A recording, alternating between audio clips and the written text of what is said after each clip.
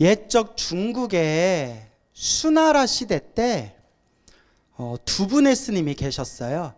해공이라는 스님이 계셨고 해원이라는 스님이 계셨어요. 해공 스님, 해원 스님 두 분이 사형사제였는데 해공이 사형이었고 해원이 사제였어요. 이 두 사형사제가 아주 친분이 돈독했는데 두 분이서 서로 약속하기를 우리가 정말 열심히 공부해가지고 우리가 도를 이루어서 큰 깨달음을 이루어서 부처님 은혜를 갚고 널리 중생을 제도하자라고 서로가 공부 열심히 하자 약속하고 서로가 각자 헤어져서 저마다 자기가 공부하고 있는 사원에서 열심히 이제 수행을 했다고 합니다. 해공, 사형인 해공 스님은 오로지 관세음보살 보문품 관음경만 외웠대요. 뭐만 외웠다? 관음경만 외웠대요. 여러분 나눠드린 책 보면 알겠지만 관음경 엄청 얇죠? 그것도 한문본하고 한글본이 같이 있어서 그 정도예요. 엄청 얇은 책이에요. 그 관음경, 관세음보살 보문품만 오직 외웠고 사제인 해원 스님은 큰 사원에 들어가서 큰 불교대학이 있는 사찰에 들어가서 8만 대장경을 달달달달 외우면서 공부를 했답니다. 그렇게 30년 후에 해공 스님과 해원 스님이 만났는데 30년 후에 해공 스님은 뭐만 외웠어요? 관음경만 외웠고 벌써 이름 헷갈려요? 해공 스님이 사형이에요, 사제예요? 예, 벌써 헷갈리는 분 계세요? 해공 스님은 사형인 해공 스님은 30년 동안 관세음보살 보문품만 외웠고 사제였던 해원 스님은 30년 동안 8만 대장경 부처님의 모든 가르침을 연구했대요. 딱 들으면 이것만 딱 들으면 누가 잘난 것 같아요? 그렇죠. 해원 스님이 잘났죠. 해공 스님하고 해원 스님하고 서로 만나가지고 스님 30년 만에 뵀습니다. 요새 같으면 뭐 휴대폰도 하고 까똑 뭐 이거 카톡도 하고 이메일도 보내고 뭐 아무리 멀리 떨어져 있어도 KTX 타고 뭐 하루 안에 서로 다 만나고 밥 먹고 커피 마시고 헤어지고 할 텐데 옛날에는 정말 멀리 한번 헤어지면 언제 다시 만날 줄을 몰랐대잖아요. 30년 만에 만납니다 하고 사제였던 해원 스님이 30년 동안 당신이 공부한 이야기를 쫙 이렇게 늘어놓는 거예요. 무슨 경을 공부했고 무슨 경을 연구했고 무슨 가르침을 분석했고 어떤 분의 가르침을 또 이렇게 공부했고 막 이렇게 이제 얘기를 하는 거예요. 몇 시간 동안 사형의 해공 스님이 고개를 끄덕끄덕거리면서 사제가 8만 대장경을 연구했던 그 이야기를 가만히 듣고 있다가 해원 스님이 실컷 말을 다 하고 난 뒤에 해원 스님이 사형인 해공 스님한테 그런데 스님은 30년 동안 무슨 공부를 하셨습니까? 해공 스님이 하시는 말씀이 난 30년 동안 뭐 했다? 관음경만 외웠다 했더니 해원 스님이 깜짝 놀라면서 뭐라고 했을까요? 에게 맞아 에게 화를 벌컥 내면서 스님 우리가 30년 전에 젊었을 때 30년 전에 헤어질 때 우리가 부처님 가르침 열심히 공부해서 깨달음을 얻고 널리 중생을 제도하자 약속했는데 30년 동안 공부한 게 겨우 관세음보살 보문품 하나입니까? 이거는 스님이 게으르고 나태하다는 증거입니다. 어떻게 머리 깎고 중이 되어서 그렇게 게으른 삶을 살 수가 있습니까? 스님 실망입니다 하면서 뭐 화를 내더래요. 그래서 난 또 이거 책 보면서 아니 그냥 그럴 수도 있죠. 또 뭘 그렇게 화를 내나 나는 또 보면서 이 스님 30년 동안 8만 대장경 공부해도 참 다혈질이구나. 그래서 느낀 게 사람 성격은 쉽게 변하는구나 안 변하는구나. 안 변하. 여러분 사람 성격 쉽게 안 변해요. 제가 30년 참선한 스님도 봤고 10년 명상하신 분도 봤고 절에 열심히 다니고 공부하신 분들 봤지만 훌륭하신 분들도 있지만 사람 성격 쉽게 변한다 안 변한다?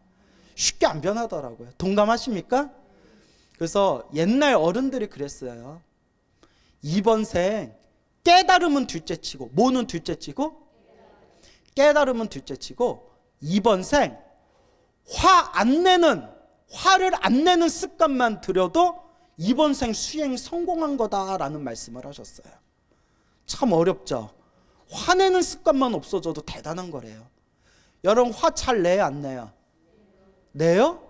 안 내요? 내요? 뭐 알아서 하세요. 알아서 하시는데 그러니까 뭐 화를 내니까 해공 스님이 내가 머리가 우둔해서 내 우둔한 머리로 공부할 수 있는 게 이 관세음보살 보문품밖에 없더라.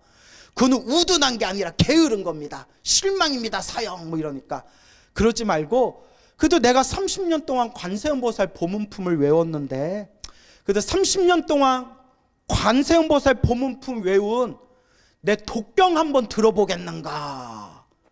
그러니까 이제 사제가 그럼 한번 해보셔.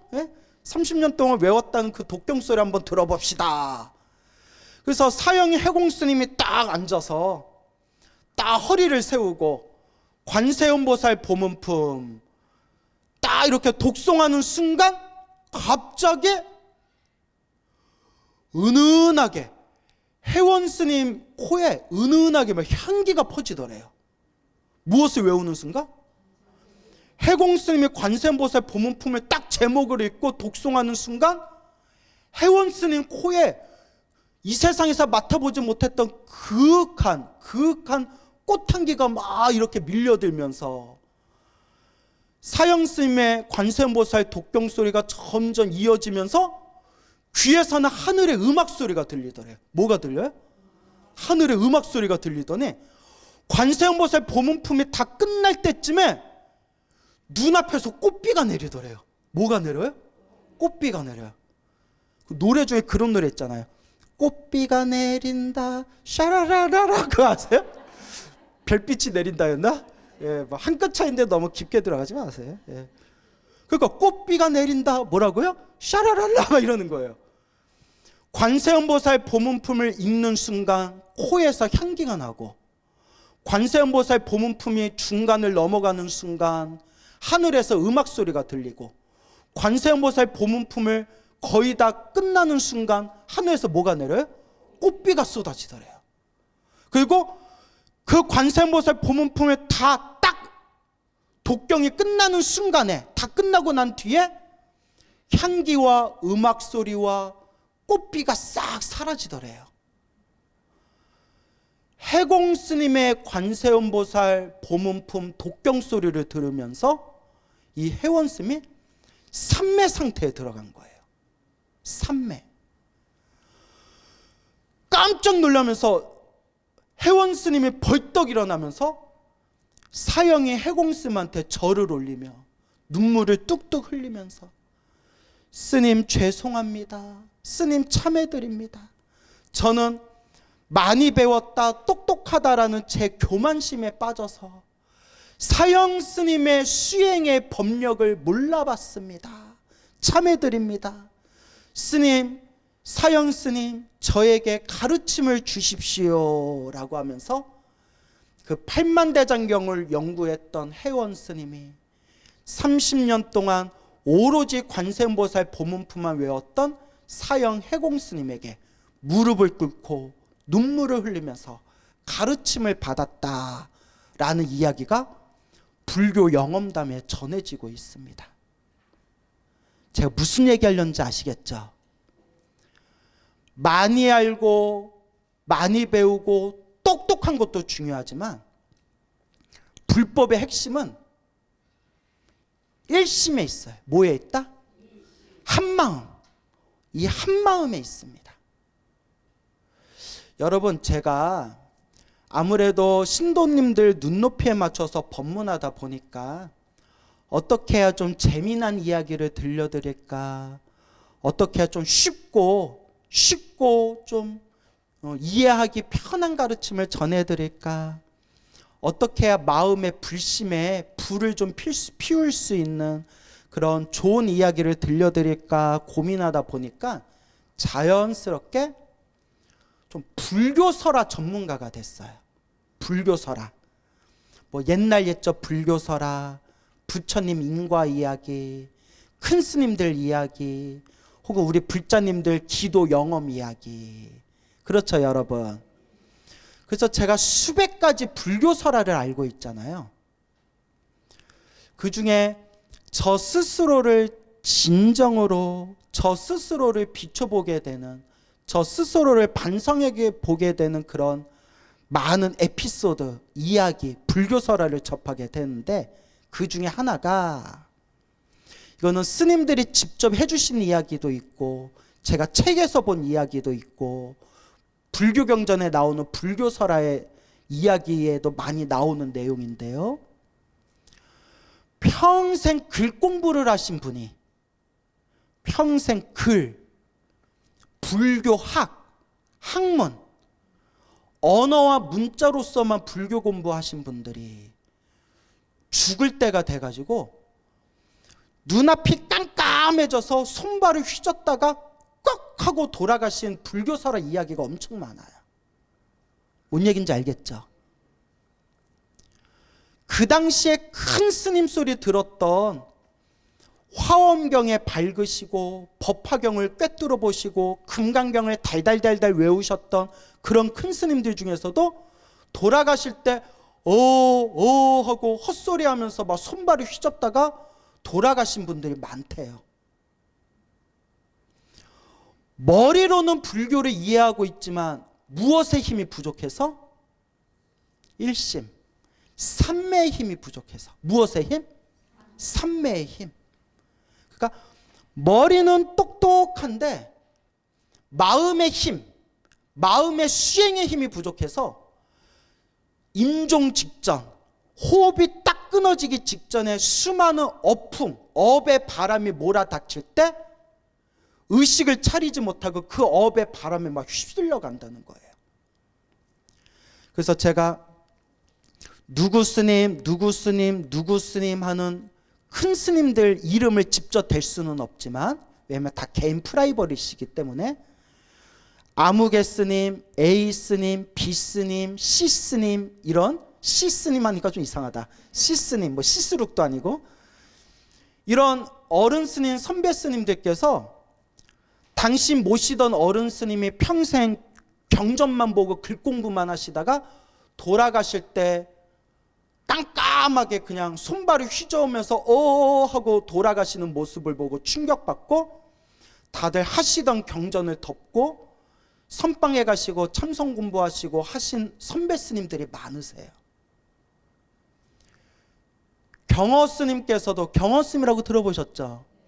구한말의 큰 스님이었던 경허 스님도 그렇게 경전을 달달달 외웠던 대강사였는데, 어느 마을에 갔는데 마을에 전염병에 걸려서 마을에 있는 사람들이 다들 떼죽음을 당한 모습을 보고 죽음의 공포가 막 휘몰아치면서, 아무리 언어 문자로 경전 공부를 많이 해도 죽음 앞에서는 이 죽음을 이겨낼 수가 없구나라는 죽음에 대한 공포, 생사에 대한 공포 때문에 내가 죽음을 이기는 공부, 생사윤회에서 벗어나는 공부를 하리라 하고 하던 경전 공부를 다 덮고 저 천장암에 들어가셔서 방문을 걷어 잠그고 밖에서 주는 밥만 먹고 오로지 앉아서 참선을 하시면서 큰 그런 마음의 경계를 맛보았다. 뭐 이런 이야기들이 전해지고 있습니다.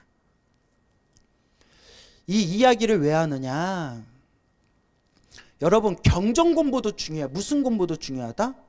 경전 공부도 중요해요. 아주 중요합니다. 단, 수행이 받쳐주지 않는 경전 공부, 머리로만 이해한, 지식으로만 이해한 불교는 내 업의 에너지를 바꾸는데 큰 힘을 쓸 수 있다, 없다? 없다. 또 소위 요새 사람이 쉬운 말로 하면 내 팔자를 바꿀 수 있다 없다. 내 운명, 내 팔자를 바꾸기가 어렵다. 그리고 죽음이 코앞에 닥쳐왔을 때 머리로만 이해한 불교로는 죽음이 코앞에 닥쳤을 때 이기기가 쉽다 어렵다. 어렵다라는 거예요. 그래서 늘 불자님들께 제가 간곡하게 말씀드리는 게, 불교는 지식의 종교가 아니라 무엇의 종교가 돼야 된다? 체험의 종교가 돼야 된다. 체험의 종교가 돼야 된다. 그걸 꼭 명심하라는 겁니다. 팔만대장경, 30년 동안 팔만대장경을 연구했던 해원이라는 스님이 있었는데, 앞에서 설명한 해원 스님께서는 30년 동안 팔만대장경을 연구했지만 자기 마음 하나 다스리는 법을 몰랐고, 30년 동안 관세음보살 보문품만 오직 일심으로 관세음보살 보문품만 독송해서 삼매를 얻은, 이걸 이제 강경삼매라고 해요. 무슨 삼매? 강경삼매. 강경이 경을 보다, 경을 봐서 이제 삼매에 드는 걸 강경삼매라고 해요. 강경삼매, 그 마음의 에너지, 삼매의 힘을 얻으신 해공스님은 하늘의 향이 느껴지고 하늘의 음악 소리가 울리고 하늘의 꽃비가 쏟아질 정도로 그렇게 깊은 경지에 들어가셨다는 거예요. 많이 아는 것도 중요하지만 많이 아는 것은 오히려 잘못하면 양날의 검과 같아서 내 수행하는 데 딱 장애가 될 수 있다는 거예요. 많이 아는 것보다 더 중요한 것은 내가 알고 있는 것만큼이라도 깊이 수행에 들어가야 된다. 옛날 스님들보다 지금 스님들이 훨씬 더 똑똑해요. 훨씬 더 똑똑해요. 옛날에 난다긴다 하는 큰 스님들도 지금 스님들보다는 지식적으로 부족했을 거예요. 제가 요새 깜짝깜짝 놀래요. 제가 한 번씩 불교 서점에 가서 한번 싹 불교 서점 무슨 책이 나왔나 이렇게 한번 싹 훑어보거든요. 제가 정말 내가 이대로 죽으면 다음 생 벌레로 태어나는 거 아닐까라는 생각이 들 정도로 책을 좋아했어요. 무슨 벌레? 책벌레. 딱 얼굴 봐도 책 좋아하게 생기지 않았어요? 분위기가 별로. 근데 제가 이제 눈이 좀 많이 안 좋아서 옛날처럼 책에 집중하기가 좀 힘든데, 옛날에 봤던 책으로 지금 버티고 있는 거예요. 제가 불교 서점에 새로 나온 책들을 보면서 깜짝깜짝 놀란 것 중에 하나가 뭐냐면, 바야흐로 정보화 시대잖아요. 이 세계에서 더 이상 우리가 옛날에는 국경에 막혀서 시간과 공간의 장벽 때문에 옛날 큰 스님들은 보고 싶어도 볼 수 없었던 책, 옛날 큰 스님들은 제목조차도 들어보지 못했던 엄청나게 심오한 내용을 갖고 있는 그런 불교 서적들이 지금 번역돼 가지고 막 쏟아지고 있어요. 그런 책들을 보면서 야, 정말 시대가 좋아졌다. 우리 한국 불교 최고의 고승이라는 원효대사, 원효대사는 그 당시에 못 본 책이 없대요. 안 본 책이 없고 못 본 책이 없대요. 그래서 우리끼리 이런 얘기를 해요. 옛날 고대 국가에서는 정보가 힘이었어요. 지식이 힘이었어요. 지식이 힘이었기 때문에 새로운 지식을 얻으려면 엄청난 경제적인 뒷받침이 있어야 돼요. 근데 원효대사는 그 당시에 당나라에서 번역된 모든, 그 당시에 당나라에서 구할 수 있었던 모든 서적을 원효대사는 다 읽어볼 수가 있었어요. 그래서 우리끼리 하는 농담이 있어요. 원효대사가 누구를 잘 만나서? 아니에요. 마누라를 잘 만나서. 마누라가 누구예요? 요속공주, 신라의 공주잖아요. 내 남편, 내가 사랑하는 내 님이 공부하겠다는데, 예? 그렇죠. 뭔들 못해줘요. 예?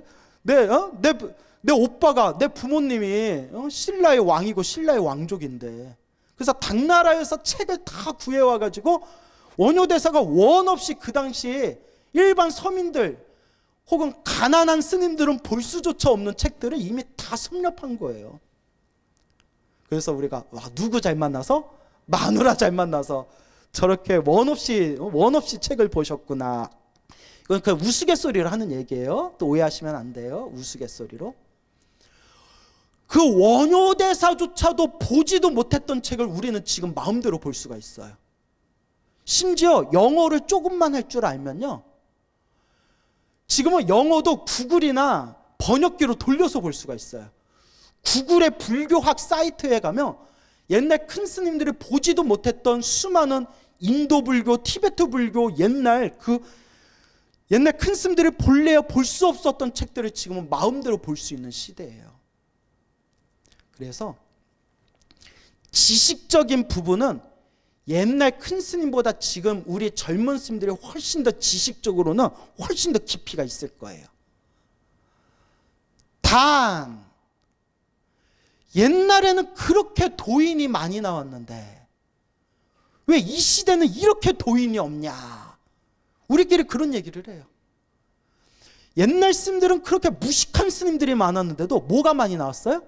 도인들이 많이 출연했는데 요새는 도인이 심다 버린 집신만큼의 수행자도 안 나온다, 이런 자조 섞인 얘기가 나오고 있어요.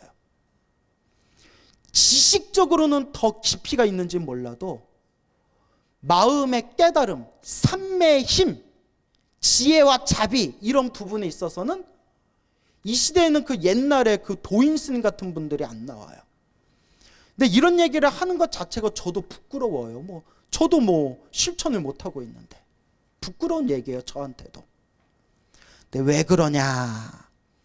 어른들이 얘기하시는 말씀이, 또 우리들이 이제 스스로 하는 말이, 옛날 스님들은 지식적인 부분은 좀 짧고 부족했을지는 몰라도 무엇이 있었다?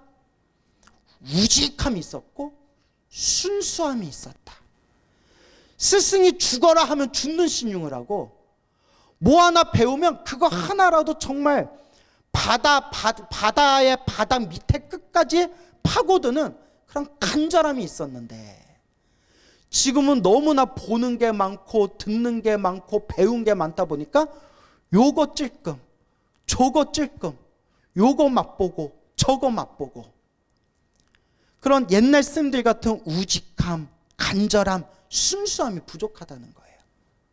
즉 지식적인 부분은 넓어졌는지 몰라도 마음의 순수함, 간절함, 우직함은 옛날 스님보다 훨씬 못하다는 거예요. 근데 수행은 많이 하는 지식에 달려있는 게 아니라 무엇에 달려있을까요? 이 마음의 순수함에 달려있는 거예요. 그래서 많이 아는 거와 우리가 깊이 수행해서 깊은 경지에 들어간다는 그 부분에 대해서 우리가 한번 냉정하게 고민해 볼 필요가 있어요. 그래서 늘 불자님들께 제가 드리는 이야기가, 불교는 지식의 종교가 아니라 무엇의 종교가 되어야 된다? 체험의 종교가 되어야 된다 라는 걸 늘 말씀드리는 겁니다. 그래서 살아생전에 글 공부는 많이 했는데, 무슨 공부는 많이 했는데? 글 공부는 많이 했는데 죽음이 코앞에 닥쳤을 때 손발을 휘저으면서 하면서 속절없이 그냥 숨 넘어가는 분들이 의외로 많다는 거예요. 이런 걸로 저는 어른 스님들께 비하인드 스토리로 혹은 불교 설화에 나와 있는 내용으로 그런 내용들을 제가 알게 되는 거죠. 현대 어른 스님이신데 누군지 절대 말씀드릴 수가 없고, 너무 유명한 분이라서 제가 조금만 힌트 들어도 여러분들 눈치챌 분들이 있을 것 같아요. 그래서 제가 너무 조심스러워요. 너무 유명하신 분이라서. 벌써 이렇게 얘기하는 것 자체가 제가 쫄려요. 너무 조금이라도 힌트 주면 알만한 유명한 분이에요. 근데 그분이 어떤 분이냐면 하고 몇 마디만 하면 아마 눈치챌지도 몰라요.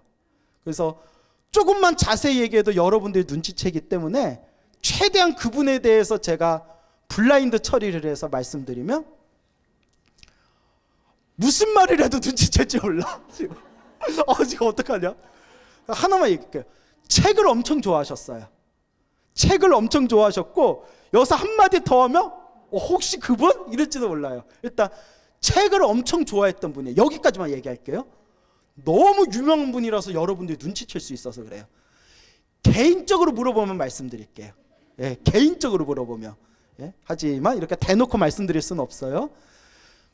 근데 이제 제가 그 어른 스님께 누가 되는 얘기를 하려는 게 아니라 나 자신을 비춰보자는 거예요. 알겠죠? 절대 누구를 욕되게 하려는 게 아니라 누구를 비춰보자? 나를 비춰보자는 뜻이에요. 오해하지 마세요.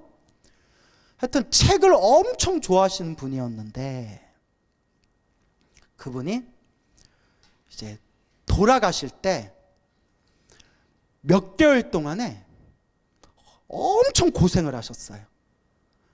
왜 고생했는지 얘기해도 눈치챌지 몰라요. 그러다가 돌아가시기 며칠 전에 옆에서 이제 제자들이 옆에서 간병을 했을 거 아니에요? 근데 그 스님이 살아오신 삶은 정말 맑고 깨끗하셨어요. 정말 맑게 사셨어요. 사시기는. 근데 책을 되게 좋아하셨어요. 그런데 자꾸 조용하세요. 누구 아니야? 누구 이러지 마세요. 예? 그러니까 돌아가시다가 그분 제자분한테 직접 들은 얘기예요. 돌아가시기 그 며칠지간에 몇 번이나 의식이 꺼졌다 다시 의식이 깨고 꺼졌다 깨고를 몇 번 반복하셨대요. 그렇게 막 꺼졌다 깨고 꺼졌다 깨고 이제 진짜 돌아가셨나 보다 했는데 이렇게 눈 뜨시고 엄청 고생하는데 마지막 그 돌아가시기 며칠 동안 의식이 꺼졌다 깨고를 반복하시다가 그분이 이제 돌아가시기 직전에 당신이 가장 아끼는 제자한테 이렇게 얘기하셨대요. 나같이 살지 말아라. 나같이 살지 말아라. 당신이 죽을 때에도 정신이 또렷또렷하게 죽어야 된다라고 평소에 항상 신념이었는데 당신이 막상 죽을 때가 되니까 정신이 어떻다? 당신이 죽었는지 깨었는지도 모르겠대요. 여러분 마지막 사람이 죽기 직전에 여러분 초가 한번 꺼지기 마지막 직전에 한번 확 하고 환하게 한번 불꽃을 일으킨다면서요. 사람도 죽기 전에 한번 정신이 또렷하고 맑을 때가 있대요. 그 얘기 들으셨죠? 그래서 가끔 몇 년 동안 고생하셨던 치매 환자가 죽기 직전에 갑자기 정상으로 돌아와서 목욕하고 옷 깨끗이 입고 애들한테 인사하고 마지막 한번 정신 한번 또렷하게 깨어있다가 이렇게 돌아가셨다 뭐 이런 얘기 있잖아요. 어르신이 마지막에 정신이 한번 또렷해지셨나 봐요. 누워가지고 딱 손을 잡고 나같이 살지 말아라. 그 얘기를 간곡하게 하셨대요. 죽음이 코앞에 있는데 내가 지금 죽었는지 깨었는지 어떻게 죽고 있는지 이가 하나도 모르겠더래요. 그러니까 의식이 흩어져가지고 정신을 못 차리겠더래요. 이걸 우리가 뭐라 표현하면 매했다라고 표해요. 뭐 했다? 매했다. 그러니까 그렇게 죽는 게 일반인들은 당연한 건데 그분은 꼬장꼬장하고 평생을 아주 맑고 깨끗하게 사시면서 아주 꼬장꼬장한 완벽주의자였는데 죽을 때도 또렷또렷하게 죽어야 된다. 수행자는 죽을 때도 또렷해야 된다. 그런 신념이 있던 분이었는데 막상 자기가 죽을 때가 되니까 깜깜하더래요. 손을 잡더니 나같이 살지 말아라. 평생 웬만한 스님들 중에서 또 가장 책을 많이 버셨던 분인데 어떻게 보면 가장 지적이고 엘리트 스님이라고 불렸던 분인데 그렇게 평생 책을 보셨던 스님이 나같이 살지 말아라. 아무것도 모르겠다. 라고 얘기를 그 당신 제자에게 간곡하게 얘기를 하셨대요. 누군지 눈치채셨나요? 아닐 거예요. 누구를 생각해 주는데 아닐 거예요. 그 얘기를 그 제자분한테 들었어요. 그러니까 제가 그 어른 쓰면 존경받아 마땅한 분이에요. 이건 다만 나를 바라보자는 거예요. 누구를 바라보자? 나를 바라보자. 저렇게 맑고 깨끗하게 살아오신 분조차도 죽을 때 제자의 손을 꼭 붙들고 나같이 살지 말아라. 너는 나같이 살지 말아라. 라고 하셨는데 우리는 오죽하겠는가라는 스스로를 반성해 보자는 거예요. 그리고 돌아가셨어요. 그런데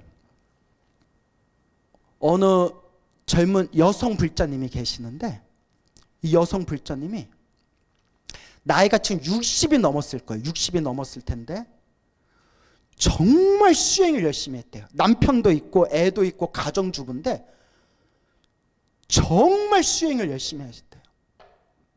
얼마나 열심히 했냐면 큰 스님들이 칭찬할 정도로, 큰 스님이 웬만한 스님들보다도 네가 낫다라고 칭찬받을 정도로 정말 열심히 참선도 하고 명상도 하고 주력도 하고 정말 열심히 수행했대요. 그리고 그분의 수행의 경지에 대한 그런 내용을 이렇게 봤더니 정말 깊이 들어가셨더라고요. 정말 와 대단하신 분이다. 이게 사실이면 했는데 그분 인터뷰에 보니까 이런 내용이 나와요.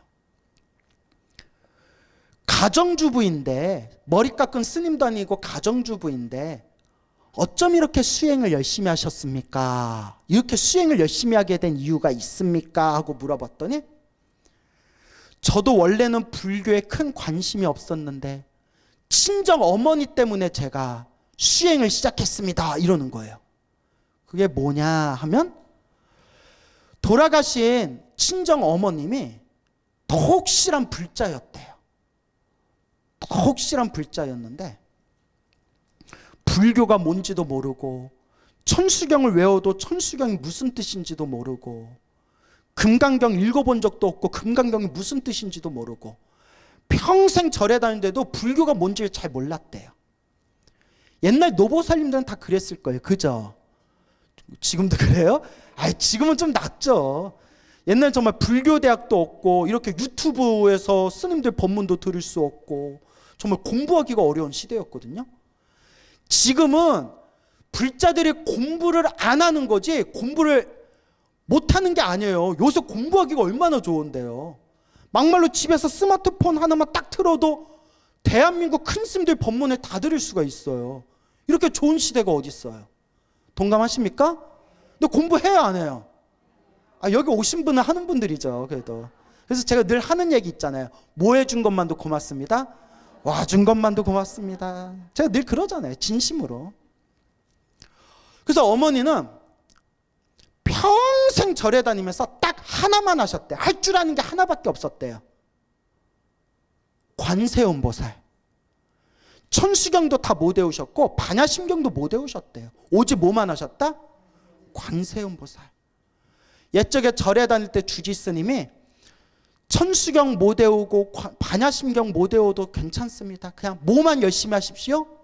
그냥 관세음보살만 열심히 하십시오. 그랬대요. 오직 자나깨나 관세음보살, 관세음보살, 오직 관세음보살만 연불 하셨는데 돌아가시기 얼마 전부터 몸에 좀 병이 오셔가지고 항상 이렇게 좀 누워 계셨대요. 집에서 누워 계시고 옆에서 이제 가족들이 오며 가면서 이렇게 옆에서 좀 봐드리고 간병을 했는데 어느 날 이렇게 누워 계신 어머님이 누워 계셔도 항상 입으로 중얼중얼 하셨대요. 뭐라고 했을까요? 관세음보살이겠죠. 설마 광우스님 이렇게 했어요? 관세음보살 이렇게 했죠. 관세음보살 하는데 어느 날이었대요. 어머니가 이렇게 누워 계시다가 이렇게 부시시 일어나시더래요. 어머니 왜 그래요? 뭐 필요한 거 있어요? 아니다 하고 이렇게 앉으시더래요. 앉으시더니 앉은 상태에서 이렇게 허리를 펴고 앉은 상태에서 계속 관세음보살 딱 연불하시다가 앉은 채 연불하다 숨이 딱 끊겼대요. 앉은 채. 따님이 그 모습을 보고 충격을 받았대요. 평생 천수경도 모르고 반야심경도 모르고 절에 다녀도 부처님 가르침이 뭔지도 잘 모르셨지만 오로지 않아 그냥 오직 순수한 마음으로 평생 누구를 부르셨다? 관세음보살.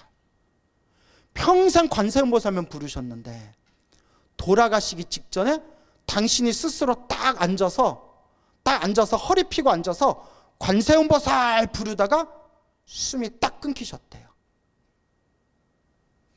우리 큰 스님들이 그렇게 돌아가셨으면 사진 찍고 기사 나오고 난리 났을 거예요. 그때 따님이 충격을 받았대요. 불교가 뭐가 있구나. 정말 불교가 뭐가 있구나. 그때부터 불교 공부를 하고 그때부터 본격적으로 수행을 시작하게 됐대요. 제가 불교설화 전문이라고 했잖아요. 그죠? 옛날 옛적에 옛날 이야기는 빼놓고 옛날 이야기까지 합치면 헤아릴 수가 없고요. 옛날 이야기 빼놓고 현대에 일어난 제가 알고 있는 이야기만 하더라도 스님들도 빼놓고 머리 기른 할아버지, 머리 기른 할머니들이 평생 염불하고 수행하시다가 앉은 채, 선 채 염불하면서 돌아가신 이야기가 수십 가지가 있어요. 지금 제가 알고 있는 이야기만. 그 중에 몇 분은 사진으로 찍혀 있거나 동영상으로 찍힌 분들이 있어요. 서가지고 돌아가신 분, 앉아서 돌아가신 분들이 사진으로 영상으로 다 찍어놨어요. 가족들이. 이건 안 믿을 수가 없는 거예요. 그분들이 8만대장경을 얼만큼 연구했겠어요. 그분들이 금강경, 반야심경, 법화경, 화엄경을 뭐 얼만큼 알았겠어요. 하지만 8만대장경을 30년 동안 연구한 혜원스님보다 30년 동안 관세음보살 보문품만 간절하게 일심으로 독경했던 해공스님의 법력이 더 깊듯이 우리가 임종직전 죽음이 코앞에 딱 닥쳤을 때 죽음 앞에서도 성성하게 살아있을 수 있는 그 수행의 힘은 책을 얼만큼 많이 봤냐에 달려있는 게 아니라 평상시에 관세음보살을 불렀건 지장보살을 불렀건 나무아미타불을 불렀건 신묘장구대다라니를 했건 반야심경을 했건 금강경을 했건 얼만큼 마음을 하나로 집중해서 마음을 닦았냐. 바로 이게 핵심이라는 거예요. 여러분들이 관세음보살 보문품을 저와 함께 공부하고 앞으로 지장경도 공부하고 앞으로 경종 공부를 하면서 이 중심을 딱 세웠으면 좋겠어요. 경종 공부는 골고루 하되 부처님의 법문은 널리 널리 공부하되 반드시 마음의 중심은 지식이 아니라 뭐가 돼야 된다? 체험, 수행이 돼야 된다. 죽음이 코앞에 닥쳐왔을 때 나는 그것을 어떻게 극복하겠는가? 그걸 제가 30에 경험했어요. 30살, 20대 후반에 정확히 말하면. 제가 20대 때 정말 책벌레처럼 책을 보는데 선방에 다니면서 참선하면서 책을 보는데 어느 날 꿈을 꿨어요. 20대 후반에. 꿈에 머리를 풀어헤치고 하얀 소복을 입은 얼굴이 허연 여자가 나타나서 나를 노려보는 거예요. 누구겠어요? 나 같으면 백이관음이었으면 좋겠는데 백이관음은 아니고 처녀귀신. 머리를 풀어헤치고 하얀 소복을 입은 여자가 나를 딱 노려보는데 너무나 생생해요. 그 얼굴은 기억이 안 나지만 그때 그 상황이 아직도 떠올라요. 그 꿈속에. 그 순간 내가 딱 쳐다보면서 그 와중에도 예쁜데? 처녀귀신 치고 예쁜데? 하고 있는데 눈에서 피눈물이 주르륵 흐르는 거예요. 눈에서 피눈물이 주르륵 흘리면서 나를 막 노려보는 거예요. 저를. 그래서 제가 평소에 기도하고 수행하고 선빵 다녀서 그런지 몰라도 제가 그렇게 나쁜 꿈, 악몽을 잘 안 꿔요. 꿈자리가 뒤숭숭한 적이 별로 없었는데 그날은 제가 10년이 지나도 기억이 남을 정도로 그때 생생해요. 피눈물을 흘리면서 여자가 날 노려보더라고요. 야, 이거 꿈자리가 이거 범상치가 않은데, 에이, 꿈에 집착하지 말자 했는데 아니야 다를까 눈에 실명 위기가 왔어요. 눈에 망막이 막 떨어지기 시작하는데 눈에 망막이 다 떨어지면 실명되는 거래요. 그 강남에 있는 유명한 안과에 가가지고 안과로 유명한 큰 병원에 가서 치료를 받는데 처음에 의사가 예 괜찮습니다. 예 시술하면 나을 수 있습니다 했는데 시술을 3번을 했는데도 계속 떨어지는 거예요. 그 의사가 짜증을 내더라고요. 그러니까 이제 저한테 짜증낸 게 아니라 스스로한테 짜증내더라고요. 너무 안 나니까 스스로한테 왜 이렇게 안 나지? 막 이러면서. 그러니까 짜증을 내도 제가 기분 안 나빴던 게 나한테 짜증난 게 아니라 내가 빨리 안 나니까 자기가 속상해서 짜증나는 게 느껴지더라고요. 그래서 제가 기분 나쁘지는 않았어요. 근데 막 당신이 막 속상해 하더라고요. 그러다가 어찌어찌 나았는데 그 시술이 뭐냐면 주사바늘에다가 기계에다가 공기를 채워가지고 공기를 눈깔에다가 집어넣는 거예요. 바늘을 찔러가지고 그 눈 아래 망막에 바늘이 들어오는 것까지 다 보여요. 그 심리적인 공포감이 엄청나요. 그걸 3번을 했는데 그러면 압축된 공기가 이렇게 눈을 이렇게 이제 망막에 떨어진 걸 막아야 되기 때문에 24시간 엎드려 있어야 돼요. 24시간 보름 동안 엎드려 있어야 돼요. 내가 누워있는 거 되게 좋아하는데 야 이건 죽겠더라고요. 이걸 몇 번을 했다? 3번을 했는데도 떨어지는 거예요. 제가 마음으로 느꼈죠. 처녀 귀신이 눈에 피눈물을 흘리면서 나를 노려보는 꿈을 꾸고 나서 눈에 실명위기가 온 거 보면 이거는 내 전생의 업병이다. 전생 내 지독한 업보의 병인 것 같다. 그렇게 막 몸이 너무 아프니까 내가 그동안 공부했던 지식이 소용이 있더라 없더라? 없어요. 지금 당장 아프고 당장 죽을 것 같고 당장 눈 하나가 통째로 실명될 위기에 처했는데 무슨 사성제가 어떻고 12연기가 어떻고 삼법인이 어떻고 팔정도가 어떻고 내가 달달달달 외웠던 불교 지식들이 하나도 소용이 없는 거예요.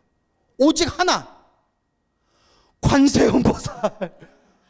관세음보살님 제발 살려주십시오. 관세음보살밖에 생각이 안 나더라고요. 부처님, 제가 과거 전생에 지었던 제 업보가 있다면 간절한 마음으로 참여하겠습니다.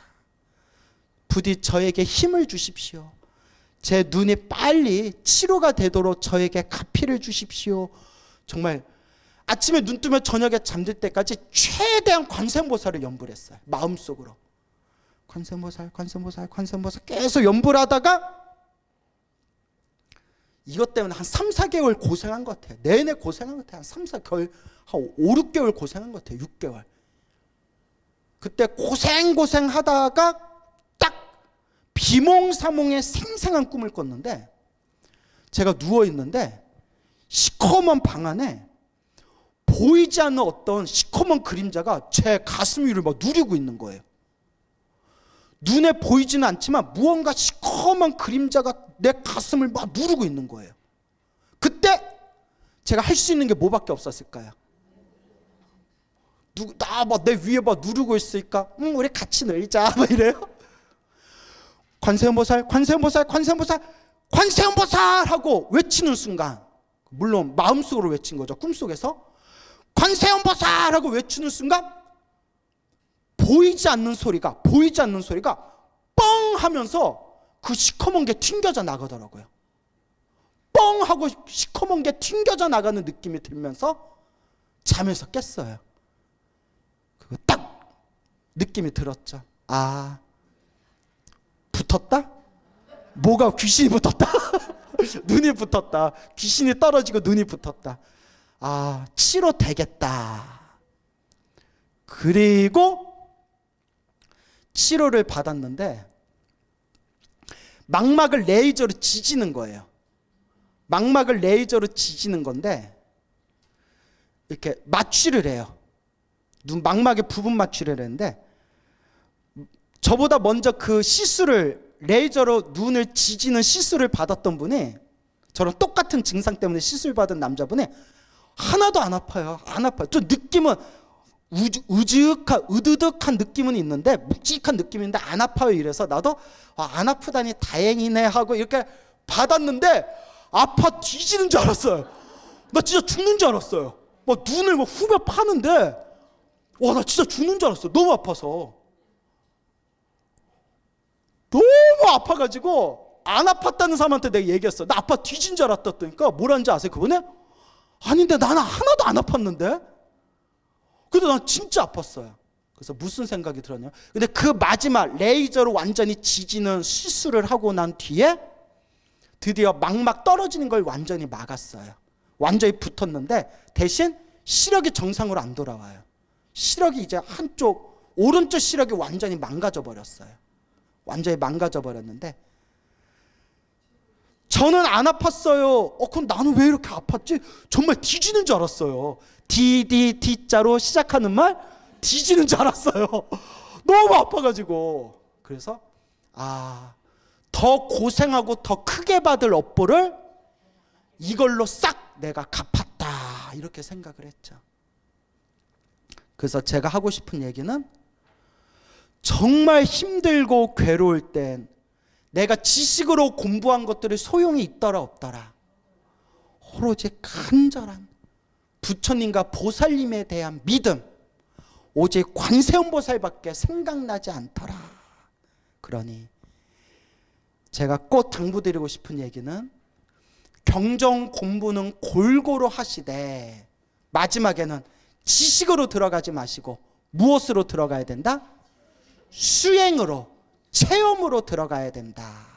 그래서 30년 동안 8만대장경을 연구하셨던 해원 스님과 30년 동안 오로지 관세음보살 보문품을 독경하셨던 해공 스님의 일화를 마음에 잘 되새기면서 여러분들 이 경전을 통한 깨달음의 길을 여러분들이 잘 닦아가시기 바랍니다. 알겠죠? 예, 오늘 여기서 마치겠습니다.